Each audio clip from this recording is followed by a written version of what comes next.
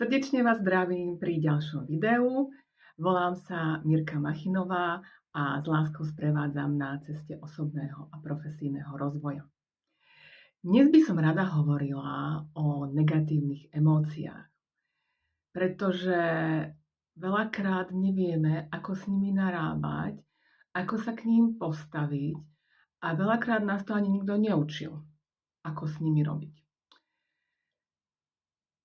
Medzi základné negatívne emócie si môžeme povedať, že patria smútok, hnev, môžeme tam zaradiť aj povedzme strach. A v detstve sme tieto negatívne emócie veľmi prirodzene vyjadrovali. Čiže keď sme sa hnevali, tak sme sa hnevali a vedel o tom celý dom napríklad. Hej? Alebo keď nám bolo smutno, tak sme plakali. A nešiel cez nás filter, či je to dobré alebo zlé, či máme alebo nemáme, alebo či môžeme. A postupom času, pravda, že to záležalo od toho, ako s nami pracovalo okolie, či nám dovolilo prejavovať negatívne emócie.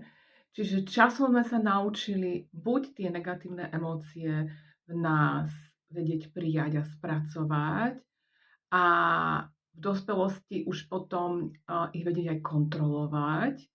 Čiže sa nebudeme hádzať o zem ako deti, keď sa nahneváme. Čiže vedieť ich kontrolovať, ale zároveň, že vieme s nimi prirodzene pracovať. Ale kľudne sa mohlo stať to, a veľakrát sa to aj stáva, že okolie na naše negatívne emócie reaguje negatívne. To znamená, že nevie, čo si má s nimi počať, alebo nám nedovolí, aby sme prejavili celú ich intenzitu a celú ich dĺžku, akoby nám nedá priestor na to, aby sme si ich spracovali. Pravda, že veľakrát tieto negatívne emócie trvajú dlho.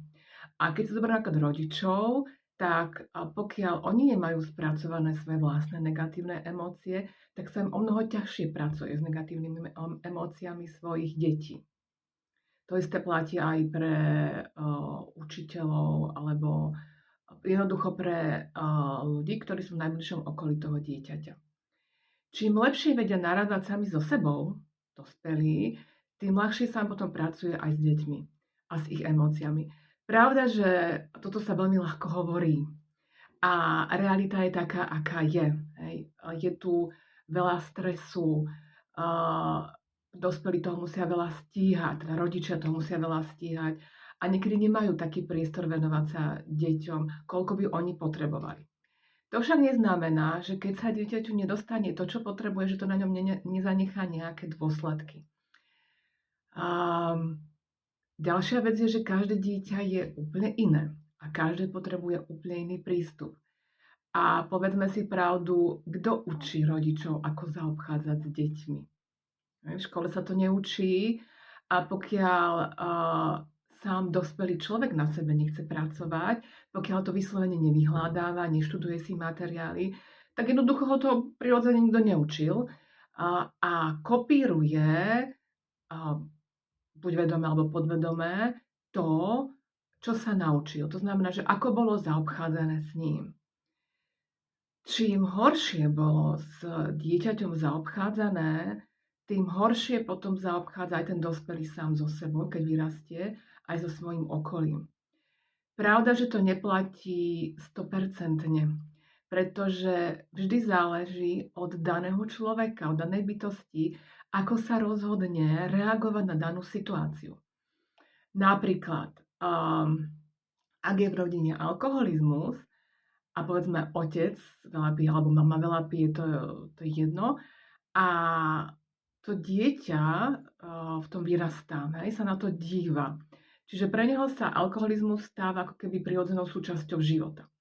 A teraz to dieťa sám, alebo ten dospelý, potom sa môže rozhodnúť. Teda buď bude automaticky alebo podvedome nasledovať ten vzorec, ktorý v rodine bol, čiže povedzme bude tiahnuť k alkoholu, alebo naopak si povie, presne ten druhý prípad, že keďže videl, čo alkohol s ľuďmi robí, keďže videl, aké to bolo doma, tak môže ísť akoby do opačného protipolu, že on sa v živote alkoholu ani nedotkne. Takže nechce mať s ním nič spoločné, pretože vie, čo to s ľuďmi robí a potom ako tie rodiny trpia, keď je tam nejaký alkoholik. Takže to nie je len o tom, v akom okolí vyrastáme. Áno, to nás veľmi ovplyvňuje, ale zároveň je tam aj tá druhá časť, ako na to reagujeme. A vieme, že každý môže reagovať inak. Sú také dve základné reakcie, ako môžeme reagovať. Buď je to rola obete, to znamená, že keďže ja som mal ťažký život alebo bolo so mnou zle zaobchádzané, tak ja budem mať tiež ťažký život, napríklad.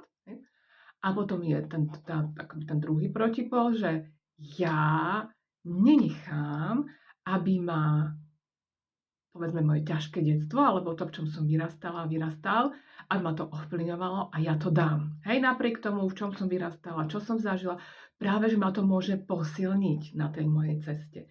A práve veľakrát sa stáva, že tí najúspešnejší ľudia, ktorí si naozaj ten úspech museli vydobiť sami, nevyrastali v nejakej veľmi bohatej rodine, práve, že boli chudobní veľmi, nemali peniaze, takže práve títo ľudia našli v sebe tú silu prekonávať prekážku za prekážkou, až uspeli v tom, čo chceli. Dobre?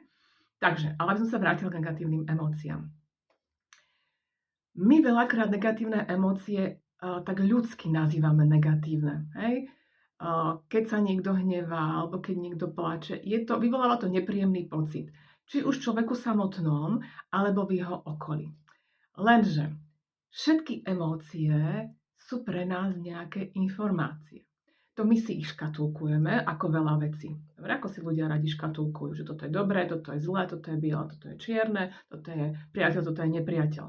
Lenže ono to není čierno-biele. Existuje veľa odtieňov sivej, a keby len sivej, ešte máme rôzne farby však, farby dúhy a rôzne odtiene všetkých možných farieb.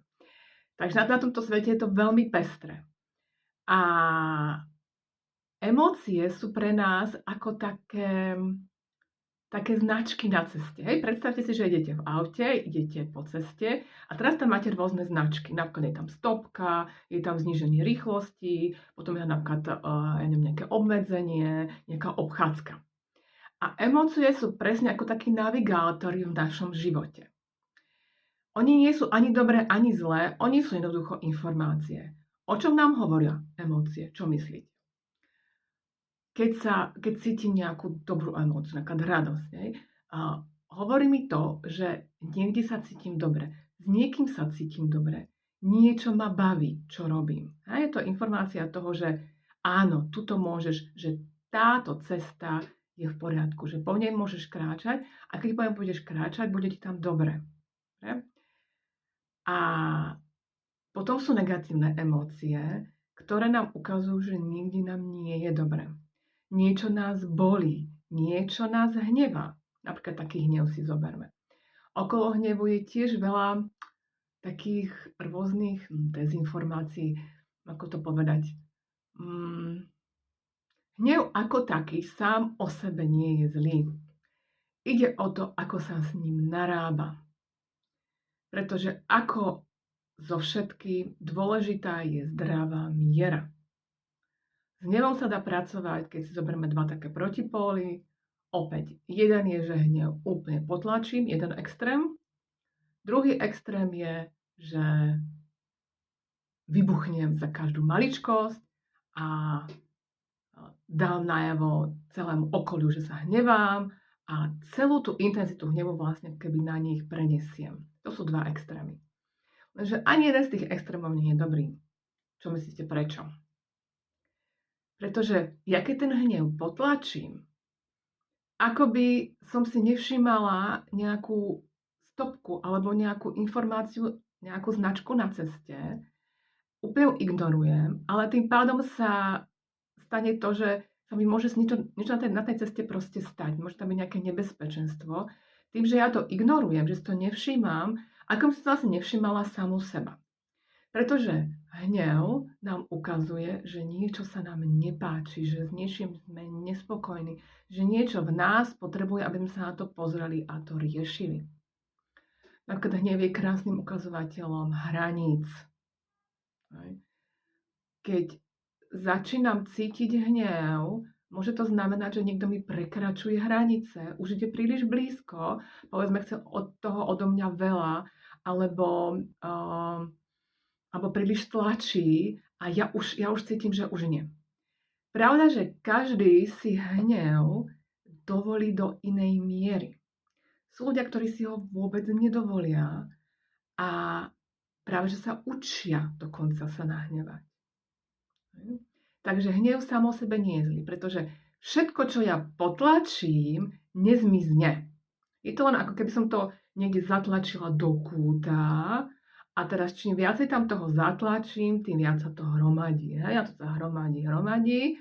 Povedzme, to môže byť hnev, môže to byť smútok, môže to byť bolesť, môže to byť neviem čo všetko. Hej? To, čomu sa vlastne vyhýbam, tomu negatívnemu. Hej? Všetko to keby niekde zavriem, zatlačím, lenže on sa to hromadí.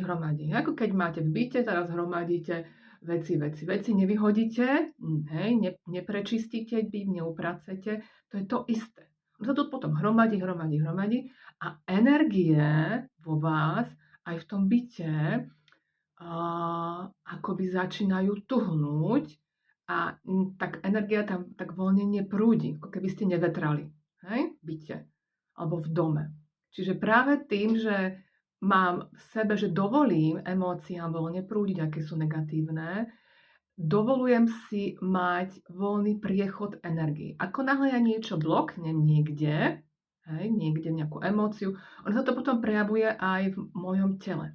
Čím viacej toho bloknem v sebe, čím viacej si to nevšimám a neriešim, tým väčšie bloky vznikajú a potom to môže prejavovať na fyzickom tele. Hej, čiže tie emócie vytvárajú, povedzme, emočné telo, emočný obal okolo môjho fyzického tela a čím je viacej toho neriešeného a nahromadeného, zablokovaného, týmto potom, a čím dlhšie sa to tam zbiera, tým sa to potom môže viacej prejaviť aj na mojom fyzickom tele alebo na fyzickom tele ako takom. Potom každý z nás má slabinu niekde inde, tak sa to môže prejaviť u niekoho na jednej časti tela, u niekoho na inej časti tela. A ďalšia vec je to, že potom aj každé telo, teda každý orgán zosobňuje aj nejakú emóciu. Takže napríklad pľúca súvisia so smútkom, čiže keď mám nejaký nespracovaný smútok, keď ho je veľmi veľa, tak môžu byť nejaké problémy s pľúcami. Pečeň napríklad, to hovorím podľa tradičnej čínskej medicíny, pečeň sa súvisí s hnevom. Ak je príliš veľa hnevu, buď nespracovaného, alebo sa príliš hnevám, čiže som v tom druhom extréme, ako cholerici, tak môžem mať problémy s pečeňou. Hej? Pečeň sa potom prejavuje aj na koži. Problémy potom s kožou. Ďalej máme čo? Obličky. Obličky tam tie súvisia so strachom. Takže ak máme problémy s obličkami, môže to súvisieť so strachom. Buď neprejaveným, nepriznaným. Hej? Pravda, že sme komplexné bytosti. Komplexné, to znamená, že všetko je poprepájané so všetkým, a môže tam byť, povedzme, viacero vecí nahromadených. Ale ja hovorím o takých týchto jednoznačných prepojeniach, ktoré vás môžu indikovať k niečomu, hej, naviesť vás k niečomu a potom tam môžete objaviť kľudne väčší problém, hej, alebo proste väčšiu oblasť, ktorú treba riešiť, čiže nie len, povedzme, strach, ale aj niečo iné a tak ďalej. Takže začala som hovoriť o tom, že jeden extrém, ako povedzme pracovať s hnevom, je to, že ho úplne potlačím. A všetko, čo potlačím, je to ako keby som sa postupne vypínala. Hej, čiže ako by som vypla, že nechcem už cítiť hnev, je ho príliš veľa. Hej. A vypínam postupne gombičky v sebe. Lenže keď ja vypínam negatívne prežívanie, deje sa zároveň to, že sa mi vypína aj to pozitívne prežívanie. Je to ruka v ruke. Lebo keď ja keby niekde niečo zapchám, hej, povedzme niečo negatívne, sa to tam upchá, tak potom to nemôže prúdiť a to pozitívne tiež vlastne je ovplyvnené tým negatívnym. Čiže potom veľakrát ľudia, ktorí sú naozaj v depresii, oni sa vôbec nevedia radovať. Oni majú tak strašne veľa nahromadeného, povedzme, toho smútku, alebo tej bolesti v sebe, alebo strachu, alebo frustrácie, že sú úplne až paralizovaní, že nemôžu stať z postele a oni vôbec necítia radosť. No ale prečo to je?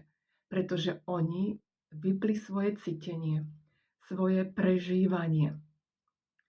A práve cesta k tomu, aby som našla radosť v živote, je aj v tom, že si dovolím tie negatívne emócie cítiť. Pravda, že psychika má svoje určité obranné mechanizmy a my, keď si určité negatívne emócie vypíname, aby sme ich necítili, pretože boli príliš na nás. Hej? Napríklad, ak to boli príliš silné emócie v detstve a my sme neboli schopné ich cítiť, že to bolo už príliš, tak sme to proste vypli, alebo sme zjemnili intenzitu. A vytvorili sme si určitý blok, hej, alebo určitú nejakú hranicu, nejakú hradbu, aby to nebolo až také intenzívne. Čiže na to, aby sme opäť si dovolili cítiť celú intenzitu tých emócií, ktoré sme si kedysi povedzme nedovolili, aby sme to niekde blokli, tak môže to byť sprevádzané práve tou o mnoho silnejšou intenzitou prežívania, ako sme povedzme zvyknutí. Pretože my sme si to ako keby ošetrili. Hej, povedzme, že intenzita emócií je takáto, hej, hore, dole a tak ďalej. A povedzme, my sa pustíme iba potiaľto. Hej, tuto. Ale tuto sa už nepustíme. To takéto akoby veľmi tej silnej intenzity. Lenže práve emócia má ako keby taký takzvaný počas rozpadu. Čiže ona ako keby začne, hej, stúpať, potrebuje dosiahnuť ale určitý vrchol a tam sa začne rozpadať. Lenže my v tom procese ju niekde stopneme a ona nie je dopriané, alebo my si nedoprajeme celú tú emóciu precítiť, lebo by to na nás možno bolo príliš, alebo by to bolo príliš bolestivé. Nedovolíme si vlastne celú precítiť, tým pádom to niekde blokneme a ona nemá šancu sa keby rozpadnúť. A o tom vlastne celé negatívne emócie sú, že dovoliť im, aby ku mne prišli, aby som ich zaregistrovala, že sú tu, to znamená, že ja ich nepotlačím, neignorujem ich. Áno, prišli, zaregistrujem ich a dovolím im, aby vo mne alebo mnou prešli. A tým pádom sa môžem ja z toho oslobodiť, môžem sa uvoľniť. Pretože tie negatívne emócie sebe vždycky nesú nejakú informáciu. A ja pokiaľ to niekde zablokujem, tak tú informáciu nemusím získať. Pravda, že sú rôzne spôsoby, ako sa dá pracovať s emóciami. Čiže keď si zoberieme ten extrém, že to blokujem, to je jeden extrém, a druhý extrém je to, že proste povedzme vybuchnem alebo tie emócie vôbec nekontrolujem, to je druhý extrém, tak poďme hľadať tú zlatú strednú cestu, ako teda s emóciami pracovať. A to zdravým spôsobom, pretože žiadny z tých extrémov nie je dobrý. Ja keď povedzme sa hnevám každú chvíľu a nekontrolujem si ten hnev, tak môže to byť veľmi vyčerpávajúce aj pre mňa, aj pre to okolie. A no, ani to nerobí dobrotu, ani pre naše telo. Dobre? Takže poďme hľadať tú zdravú cestu, ako pracovať s emóciami. Čiže úplne ideálne, dokonalé je, keď tá emócia príde, ja ju zaregistrujem, neodsúdim sa, ani tú emóciu, že prišla, zaregistrujem a beriem ju na vedomie. To znamená, že ako by som sama sebe hovorila, že dobré, ja ťa počúvam. Hej.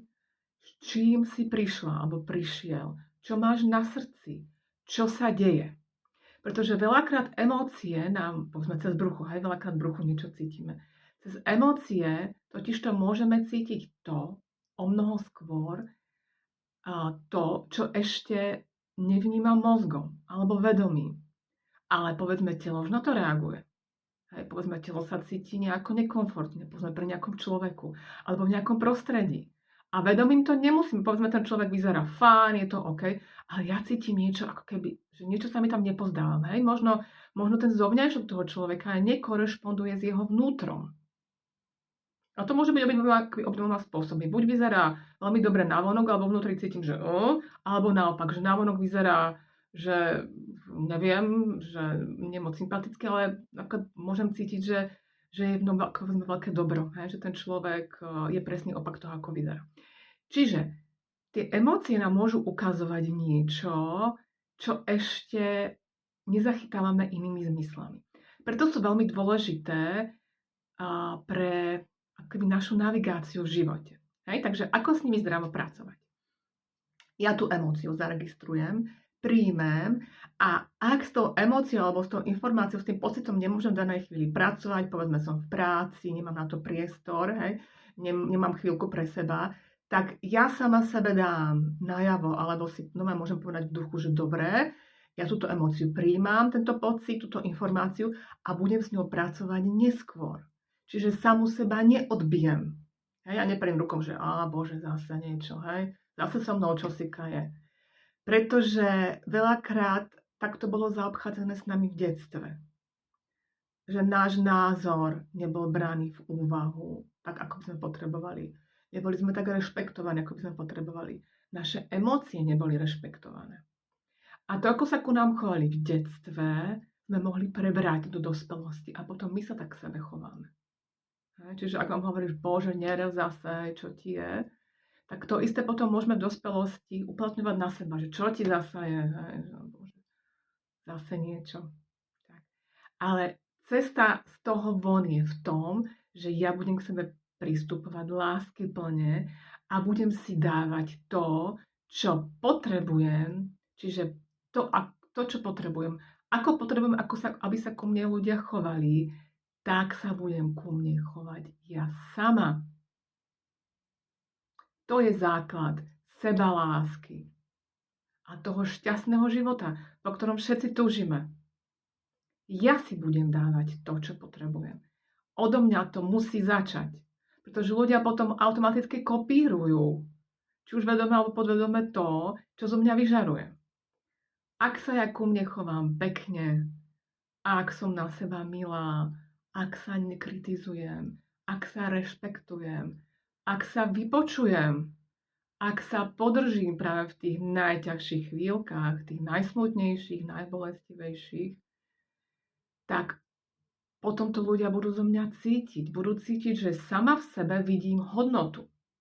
A oni ju potom budú vidieť aj vo mne. Budú ju cítiť. Dobre? A budú sa tak potom ku mne aj chovať. Čím horšie sa ja k sebe chovám, čím sa viacej ignorujem, kritizujem, nepríjmam, zhádzujem, nepodporujem, tým viac sa tak ľudia ku mne budú chovať a veľakrát ani nebudú vedieť prečo. Je to ako automatika. Dobre? Je to ako automatika, že ľudia vlastne nám zrkadlia to, čo sa v našom svete odohráva. Dobre? Ale to platí aj pri tom pozitívnom, aj pri tom negatívnom. Čiže ľudia nie sú len zrkadlá toho, čo nemám v sebe spracované, ale aj čo mám v sebe spracované. Dobre? Tak, takže ten zdravý spôsob. Čiže sama sebe dám najavo, že s tou informáciou alebo s tou emóciou budem pracovať a potom si sama so sebou sadnem. Alebo si to napíšem do denníka, alebo jednoducho to rozoberiem sama v sebe a opýtam sa seba, čo mi tá emócia sa snaží povedať.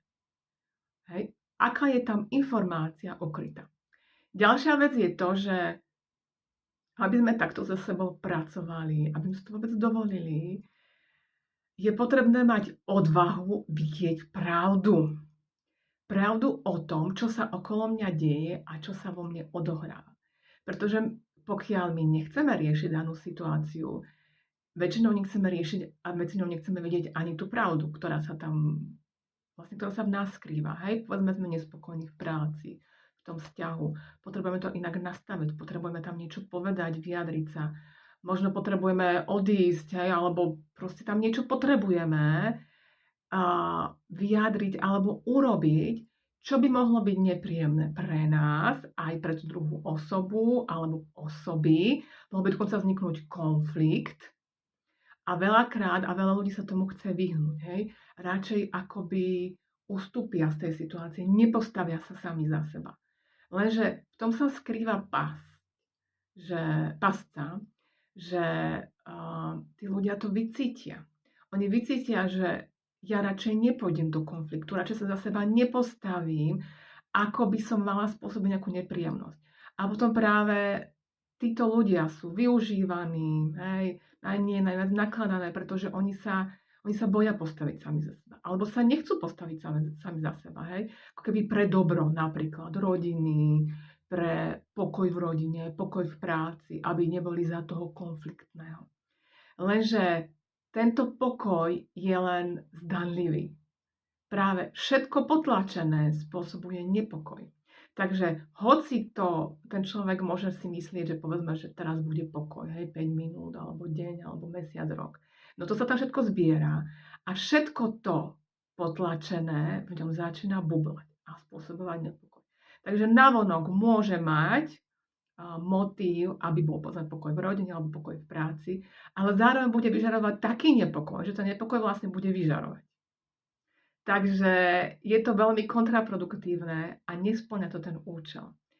Nejde zasa o to byť stále v konflikte, nejde o extrémy, hej? Že som zase, že buď sa úplne potlačím, alebo som stále v konflikte, všetko vyjadrím a so všetkým sa hádam a presadzujem len svoju pravdu. O to nejde. Ide o to vyjadriť sa, keď potrebujem, lebo niekedy to nechcem riešiť, niekedy cítim, že tam nemám k tomu čo povedať, hej, napríklad nechcem míňať svoju energiu, ale je to OK. Hej. Ale niekedy úplne cítim až bytostne, že ja potrebujem niečo povedať. Že sa potrebujem vyjadriť, že potrebujem to inak nastaviť. A vtedy je dôležité o tom hovoriť. Pretože všetko to nevyjadrené v nás je sprevádzané práve týmito akože negatívnymi emóciami. A dobre viete, že keď sa to zbiera, ako to šampanské, alebo tlakový hrniec sa to zbiera, a on teraz vybuchne, buf, a práve v tej najnevhodnejšej situácii, kedy naozaj potom stačí len máličko a človek môže veľmi prehnane reagovať na nejakú banálnu situáciu, ktorej by predtým alebo inokedy reagoval úplne v pohode, alebo sa mu trošku nahneval. Dobre? Takže práve tie emócie potrebujú. My potrebujeme, aby sme sa nimi zaoberali. Pretože oni sú vlastne naši priatelia. Sú také naše navigačky, hej? Také značky, ktoré nám ukazujú, či ideme dobre alebo neideme dobre, čo sa v nás deje. Pravda, že niektoré negatívne emócie môžu byť nahromadené z detstva, alebo napríklad pri niekom môžeme cítiť nejakú negatívnu emóciu a nesúvisí to úplne s ním. Hej? Takže nám niečo spustí, ale pritom nám spustí niečo, čo je nahromadené povedzme z detstva alebo z dospievania a pri ňom sa nám to prejaví, ale je to ten liečivý proces. Čiže ide, aj tuto treba rozlišovať, že čo to je za negatívnu emóciu. Či to je jasné, že všetky emócie sú o nás. Ten človek, na ktorého sa nahneváme, alebo ktorý nám to spustí, je len nejakým spúšťačom toho, čo je v nás nespracované. Čiže za všetky emócie sme zodpovední my. Dobre, je to naša zodpovednosť. Aj keď vám niekto povie, že ty si ma nahneval, alebo že ty za to môžeš. No nie, to je moja zodpovednosť. Pretože keby ste do tej situácie dali 100 ľudí, tak každý bude reagovať úplne inak. Keď si zoberieme extrémy, tak jednoho človeka vytočí už len písmenko, keby ste povedali, hej, ten extrém, že toho vytočí proste všetko. Ešte ani ústa nemusíte otvoriť. A ten druhý extrém, ale to už v tom pozitívnom, hej, ten stý človek by bol taký, že ten bol úplne pokojný, ten bol môžem povedať, že flegmatický, že by ho vlastne nič nerozhodilo. Hej. Čiže každý sme si zodpovední za svoje vlastné emócie, pretože keď nás niečo chytí emočne, znamená to, že ja mám niečo nespracované. Hej. Ak pri nás niekto by, ja neviem, tam hromží, alebo niekto sa tam hnevá, alebo niečo robí a nás sa to nedotýka, to znamená, že my to máme spracované. Teraz to nemyslím v tom, že akože ignorácia, že je mi to úplne jedno. Dobre, poviem, že to je človek, na ktorom nám záleží a sa ma to nedotýka. Áno, mám s ním súcit, to je v poriadku, ale cítim, že to je jeho problém. Aj keby to chcel, povedzme, hodiť na mňa. Dobre? Cítim, že to je jeho problém, sú to jeho emócie. A práve vtedy, že ak ma to chytá nejako, znamená to, že ja to mám tiež také niečo nespracované. A ak tam zachovávam pokoj a cítim, že mám od toho odstup, to znamená, že to je vyslovene toho človeka. Čiže aj toto video natáčam presne preto, aby sme sa s emóciami skamarátili. Aby sme v nich nevideli len to zlé, lebo negatívne emócie nie sú negatívne. My sme si ich tak nazvali, dobre?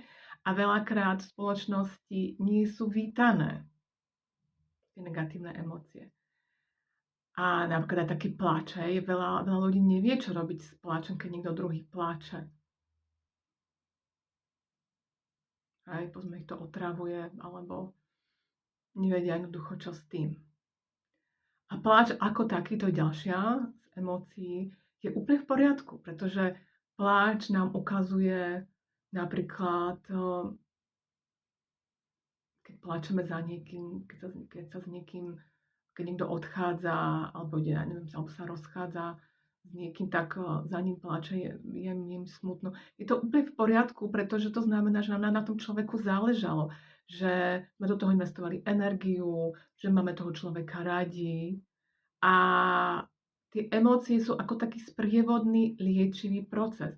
To neznamená, že ja sa musím k tomu človeku vrátiť, lebo cítim smútok. To znamená to, že mi na ňom záležalo a je tam ten očistný proces, aby som ako keby sa vyrovnala s tým, čo sa stalo.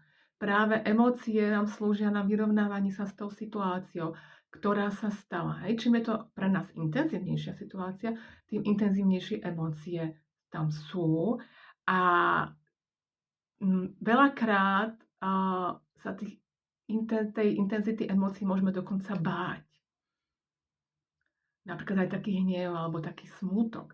Niekedy sa môžeme, napríklad ak sme mali v rodine, jeden z rodičov mohol byť taký, ktorý bol veľmi cholerický a mohol ísť až do amoku, naozaj sa veľmi nahneval. A my sme to videli a sme sa to až desili u toho človeka. A možno máme niečo podobné v sebe, keďže je to náš rodič, môžeme to mať nie že v génoch, ale jednoducho sme v tom vyrastali. Môžeme mať takú črtu v sebe. A my to radšej úplne blokneme, že si povieme, že ja taký ale v živote nechcem byť. No nemusíme byť takí, ale bloknutie nie je riešenie. Dobre? My sa musíme tiež, musíme. Ak chceme postupovať na ceste seba rozvoja, mať sa radi, byť šťastný, je potrebné sa so sebou zmieriť s tým, aká som. Ako by sa na seba pozrieť bez takých tých ružových okuliarov, naliať si toho čistého vína a povedať si, povedzme, no tak dobre, mám niečo z toho môjho rodiča, povedzme, mám v sebe taký temperament, taký hnev, OK, ale ja to nemusím priviesť až do toho, povedzme, že budem, ja neviem, mlátiť deti napríklad, alebo nemusím to doviesť až do takej intenzity, že budem, ja neviem, zjapať hodinu, po niekom, lebo som sa nahnevala. A nebudem sa vôbec kontrolovať. To vyjadrenie, to zdravé vyjadrenie emócie je v tom, že ja si doprajem tú emóciu vyjadriť tak, aby som ostatným ľuďom ideálne neubližovala. Čiže povedzme, ak je to hnev, tak napríklad, ak som niekde sama, doma alebo v aute, tak sa proste vykričím, dám to zo seba, nefiltrujem to a dovolím si prejaviť celý ten svoj temperament, celú tú intenzitu tej emócie. Lebo keď si to ja dovolím, tak potom to nemusím prenášať na druhého.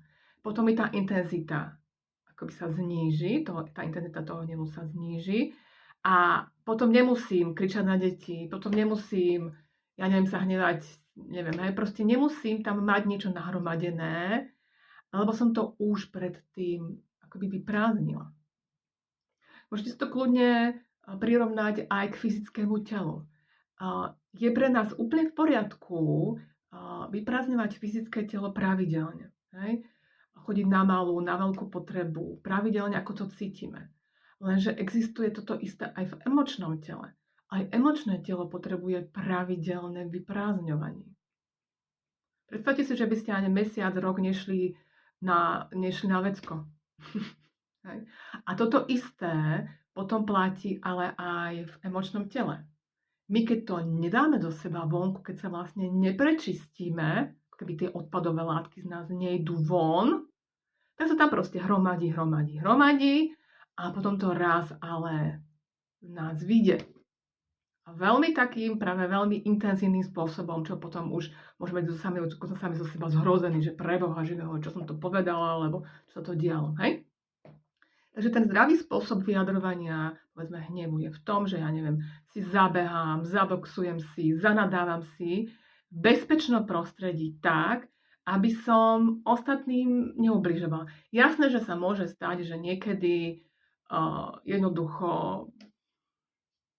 sa neukontrolujem, hej? Niekedy jednoducho vybuchnem, aj keď sa snažím s tým pracovať. Ale aj to je v poriadku, pretože dovoliť si byť človekom, čiže robiť chyby, nebyť na seba prísny, to je tiež sebaláska. A ja keď pripustím sama v sebe, že môžem zase ako keby zlyhať, urobiť nejakú chybu, neovládnuť sa, tým pádom nemám na seba vyvíjaný taký obrovský tlak a už sa mi to dokonca ani nemusí stať. Pretože ja keď si poviem, že OK, no tak som človek, tak sa to môže stať, hej, no tak čo? Tak sa povedzme, tak sa za to nebudem si nadávať, hej, nebudem chodiť po kanáloch, tak sa to proste stalo, tak sa aj ospravedlením, oľutujem to sama v sebe, možno poviem prepáč tomu človeku, ak to tak cítim. A ideme ďalej. Pretože ak ja mám v sebe, že preboha, už nemôžem nikdy urobiť žiadnu chybu, nemôžem, zasa vytváram strašný tlak na seba.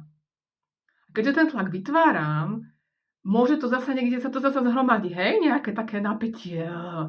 Ale keď sa v tom uvoľním a priznám si, že som človek, tak to vôbec nemusí nastať. Dobre? Tak. Toto je zdravý spôsob nakladania s hnevom. Dobre? Napríklad sa môžem vypísať. Existuje veľa spôsobov, ako s tým pracovať. Ale čo je najdôležitejšie, je priebežnosť. To je slovo, ktoré je tu kľúčové. Priebežne vypúšťať negatívne emócie. Či už si zabehám, či už sa vykričím, či si to napíšem na papier. Hovorí sa, že papier znesie všetko. Si tam ponadávam, bez filtra to tam proste vylejem na ten papier a mne sa uľaví. Mne bude lepšie a tým pádom uvoľním napätie zo seba. Aj na okolie budem inak reagovať. Aj okolie na mňa bude inak reagovať. Pretože hnev ako taký nie je zlý. Hej? Sú ľudia, ktorí, ako sa hovorí, hej, cholerici, napríklad južanské národy v Európe, hej, Taliani, Španieli, to sú proste veľmi temperamentní ľudia. Lenže oni ten hnev neberú tak ako my. Jednoducho oni sa tam pokričia, hej, sú tam temperamentní. Jasné, že mi teda nejde o násilie. Ja sa tam mlátili a že to v poriadku, o to mi nejde. Ide o to, že temperament ako taký je v poriadku, len je dôležité si ho dovoliť, vyjadrovať. Hej, napríklad, ja neviem, tak si divoko nejako zatancujem, jednoducho sa z toho vyskáčem, jednoducho si zakričím, hej. Nie blokovanie. Blokovanie mi nepomôže, pretože každý máme nejaký temperament. Každý máme nejakú povahu, nejaký charakter. A nejde o to, aby sme to boli všetci akože úplne takí budhovia, hej, že tu meditujeme, akože môžeme kľudne. Ale ide skôr o to zobrať ten fakt, to, aká som teraz. Pretože keď človek na sebe pracuje, tak postupne tá intenzita hnevu ako keby klesá. Hej, dokonca aj ten temperament, ak je niekto veľmi temperamentný, môže sa stišovať prirodzene. Ale nejde o toto na silu potláčať. Ide o to byť prirodzený a pracovať s tým. Ak viem, že som takáto, tak viem, že s tým treba pracovať, aby som neubližovala sebe, aby som neubližovala druhým, tak s tým pracujem. Hej? Čiže vykričím sa, napíšem si niečo, zatancujem si, jednoducho vypúšťam to zo seba priebežne. Pamätajte na fyzické telo. To vypúšťate priebežne. A je to úplne v poriadku, nad tým sa nikto nepozastavuje. Hej? Ale takto sa dá pracovať aj s emočným telom. Hovoríme o tom zdravom pracovaní s emočným telom, o tom zdravom pracovaní s emóciami. Hej? Čiže hovorila som aj o smútku. Smútok nám ukazuje to, že za niečím nám je ľúto, že nám tam bolo dobre, že je to úplne v poriadku a slzy sú tiež v poriadku. Pravda, že niekedy sa môže stať to, že upadneme do toho smútku príliš hlboko, až môže prerásť do depresie a to už je niečo úplne iné. tam sa potom môžu ukazovať nejaké omnoho hlbšie veci. Hej, napríklad, ak nám je niečo ľúto a teraz sa nevieme z toho smutku potom už vymaniť, že už klesáme hlbšie a hlbšie. To znamená, že sa nám tam otvára nejaká ďalšia vec. A veľakrát sa toho bojíme. Hej, bojíme sa toho podhubia,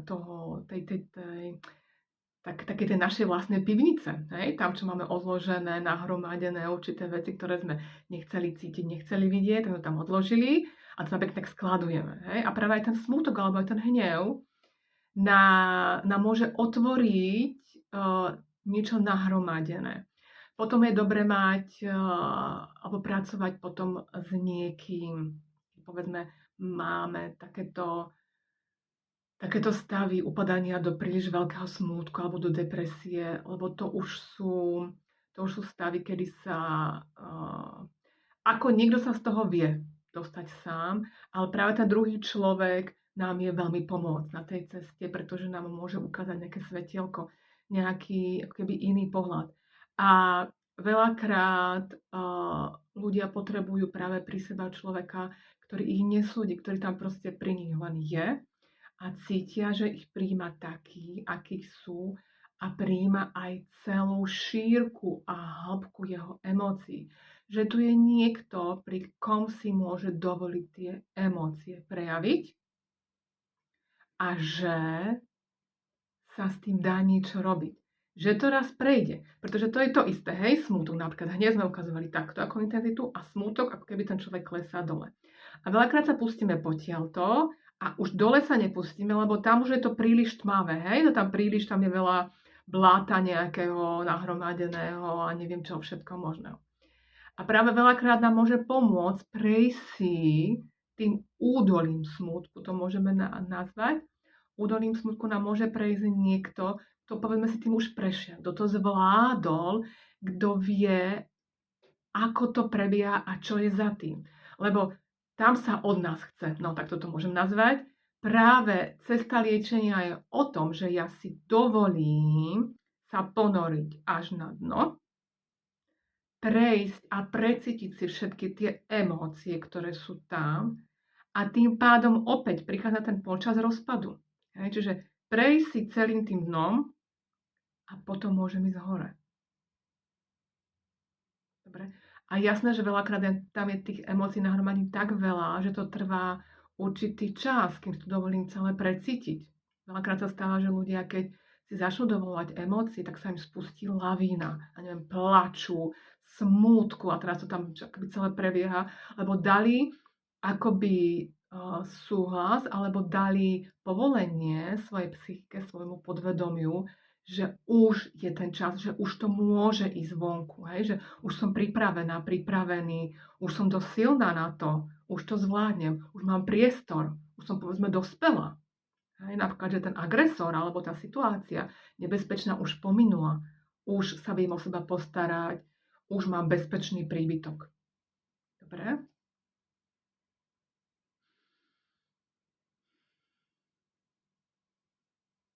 Čiže negatívne emócie nie sú zlé sami o sebe, len nám ukazujú, že niečo v nás potrebuje pozornosť. Tak, ako tú pozornosť potrebujeme my sami. Hovorí sa aj o vnútornom dieťati a práve toto je krásne pripodobenie k tomu. V každom z nás sa nachádza vnútorné dieťa.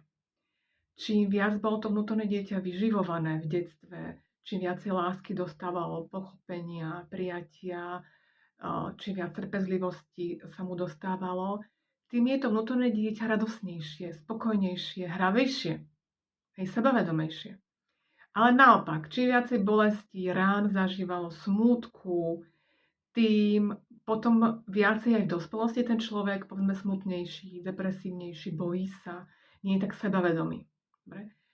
Ale tie štartovacie podmienky sú naozaj len štartovacie.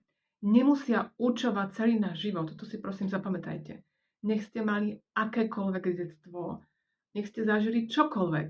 Vždycky existuje toho cesta von. Pravda, že čím je to pre vás bolestivejšie, čím je to náročnejšie, čím dlhšie to trvalo, tým dlhšie môže trvať aj pár rokov, kým sa z toho dostanete. ale vždy tam je cesta. Prosím, myslíte na to. Vždy tam je cesta. A tá cesta je práve v láske. A v pochopení. Hej. Ideálne, ak na tej ceste pri vás aj niekto ďalší, kto vás podrží, nejaký terapeut, lebo veľakrát už tí najbližší, pokiaľ je to naozaj veľmi vážny stav, už keby nemajú na to robiť terapeuta. Dobre?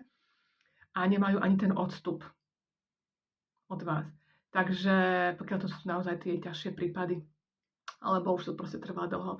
Takže ten terapeut má odstup a on vás dokáže podržať v tých chvíľach a práve vám umožní priestor prejaviť samého seba práve v tých emóciách, ktoré napríklad ostatní nechcú, aby ste prejavovali, alebo nemajú na to priestor, čas ani energiu. To sa mi proste riešiť. Dobre? Akoby prejaviť tú svoju tienistú stránku, ktorú ste si vy ale tienistou stránkou nazvali. Hej? Vy ste si to onalepkovali, že toto sa mi nepáči, toto nechcem žiť, toto možno nie som ja, no ale vy ste celý koláč, hej? Vy ste ako to puzzle. Predstavte si, že sa narodíme ako puzzle, ako celé puzzle a teraz v priebehu života začneme vyberať určité dieliky, že tak toto sa povedzme nepáči maminke na mne, tak tento dielik dám preč, hej? Povedzme, nebudem taká smutná, hej? Napríklad prestane byť smutná. Alebo napríklad toto sa nepáči ocinovi, toto sa napríklad nepáči sestre, toto bratovi, hej, toto sa napríklad nepáči učiteľke. A teraz z toho krásneho obrazu, ktorým ste sa narodili, z toho celého puzzle, povyberajte dieliky toho, čo vy uznáte za nevhodné. Čo sa povedzme ostatným nepáči na vás. Alebo čo sa dokonca nepáči aj vám na sebe. A potom v dospelosti môžete mať také puzzle, ktoré nedáva ani zmysel, hej, nevidíte ani vlastne ten obraz, ten pôvodný obraz toho, kým vlastne naozaj ste. A cesta toho akoby navrácania sa k sebe je o tom, že ja postupne tie dieliky toho puzzle, toho, čo som vyčlenila zo seba, hej, tých častí, berem naspäť. Hej. Takže povedzme, príjmem, že som niekedy aj smutná, hej, že som náladová, príjmem, že sa dokonca niekedy hnevám, alebo zúrim dokonca. Hej. Tie naše dieliky, také tie naše tienisté stránky, tie naše kostlivcové skriny, to nie je zlé samo o sebe. Ide o to, ako sa k tomu postavíme a čo s tým urobíme. Čiže hnevať sa môže byť dokonca dobré v tom, že ja si môžem zdravo nastavovať hranice. Hej. Nemusím toho človeka zničiť svojim hnevom, ale môžem povedať rázne nie. A tam už bude cítiť, že ja si dovolím sa ale aj nahnevať, ak to bude potrebné. A nebudem mať s tým problém. Hej. Takže je to také varovanie. Lebo naozaj sú ľudia, ktorí prirodzene rešpektujú druhých ľudí a ktorí nerešpektujú. Hej. Ktorí počúvajú až na určitú energiu. Až na určitú úroveň. Až na určité slova. Tak. A je dôležité si dovoliť prejavovať svoju silu aj v tomto. Prejaviť si aj tú ako keby negatívnu stránku samej seba, keď je to potrebné. Dobre, môžu byť situácie, keď naozaj ja budem potrebovať sa riadne nahnevať a buknúť si po stole, alebo ja neviem, nabudí ten adrenalín a jednoducho niečo urobiť, hej? Tak. Pretože tým, ako my tie dieliky z toho puzzle sme povyberávali, oberáme sa zároveň aj o svoju vlastnú silu. A akoby tie určité časy, ktoré nám mohli pomôcť v určitých kritických situáciách, vyberieme a dávame preč, že to nie sme my. Dobre? Takže tá cesta je v tom, že ja postupne tie dieliky príjmem, stanem sa s nimi kamoška, so všetkými svojimi časťami, aj so svojimi vlastnými emóciami, aj s tými negatívnymi. Hej? A nebudem ich brať ani seba ako nepriateľa. Pretože potom sa môže práve stávať to, že tie dieliky, ktoré sme nejako vyčlenili, alebo sme ich niekde zavreli, sa hlásia o slovo. Čím dlhšie sú zavreté, tým viacej sa hlásia o slovo tým, že ako keby nám robia zle. Hej, napríklad sa nahnevám, keď nechcem, jednoducho sa reagujem nejako, ako nechcem. A vlastne oni potom ovládajú mňa, nie ja ich. Čiže moje negatívne emócie ma potom môžu ovládať. Ale tá cesta k tomu, aby som bola spokojná a vyrovnaná, nie je v tom, že ja v živote už nebudem mať negatívnu emóciu. Ale je to v tom, že ako sa ja k tej negatívnej emócii postavím. Ak mi vznikne, lebo už mi potom nemusia vzniknúť, hej, také intenzite. Kľudne. Ale ak mi vznikne, čo s ňou urobím? Potlačím ju, nepotlačím ju, hej, vyjadrím ju, nevyjadrím ju, čo s ňou urobím? akým spôsobom s ňou bude pracovať. Toto je to najdôležitejšie. Nie je to, že či mi vznikne hnev, hej. To, že ja mám zlé emócie alebo negatívne emócie, neznamená, že ja som zlá alebo negatívna. Ja som úplne v poriadku. A každý z nás ide o to, čo ja s tým balíčkom urobím. Dobre? S tým negatívnym balíčkom v sebe. Ak ho ja príjmem, spracujem, nechám to sebou celé prejsť, uvoľním to, ja sa uvoľním v sebe. Budem uvoľnenejšia, pretože ten svoj obraz určitej dokonalosti, ktorý tu veľa ľudí v sebe chce nosiť, že máme takto vyzerať, takto sa máme chovať, toto máme robiť, toto máme hovoriť, akoby zväčším. Dobre? Pretože my už sme dokonalé bytosti. Ja už som teraz dokonalá. Každý z vás už je dokonalý taký, aký je teraz. Nemusíte nič robiť, aby ste boli dokonalí. Pretože čo je to dokonalosť? Dokonalosť je jedinečnosť každého z nás. Každé kvietko je dokonalé, hej? Každý kvietok, každý strom je dokonalý, každý vtáček je dokonalý, každý mravček je dokonalý. Svojím vlastným spôsobom. Funguje to tu naozaj úžasne, príroda je úžasná, hej? Naša planéta Zem je úžasná. Toto funguje nádherne. My už sme dokonalé bytosti. Dobre? Ide skôr o to, čo urobíme s tými výzvami, ktoré sa nám ukazujú v živote. Hej? S tými negatívnymi emóciami, ktoré ku nám prichádzajú, ktoré ale nie sú zlé. Dobre? Nie sú zlé.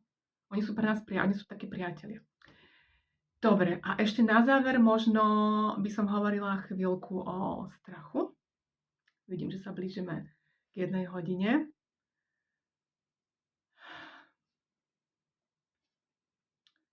Možno len krátko.